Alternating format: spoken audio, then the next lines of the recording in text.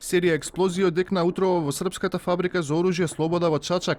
Инцидентот се случил околу 1 часот и 30 минути во делот за производство на муниција. Околу 60 лица кои работеле во третата смена веднаш биле евакуирани, а наредена била евакуација на граѓаните кои живеат во близина на објектот. За сега нема повредени, а се утврдуваат и причините за несреќата. Во моментот ситуацијата е стабилна, но повремено се уште се слушаат експлозии. Најважно нема жртва, нема повреđenih. Она што е најважно е што нема жртви и повредени. Четворица вработени се сокриле во подрумот на фабриката и тие беа евакуирани околу 2 часот изутринава.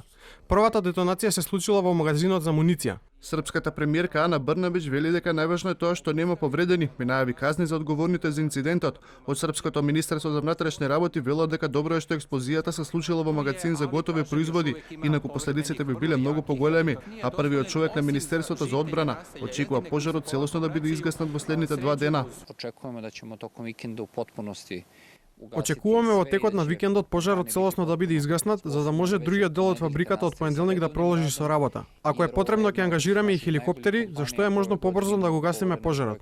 Локалните жители велат дека пожарот започнал да се шири со молскавична брзина, а пожарникарските екипи не можеле веднаш да стигнат до местото на несреќата. Дел пак велат дека експлозиите ги потсетиле на бомбардирањата на НАТО врз Југославија.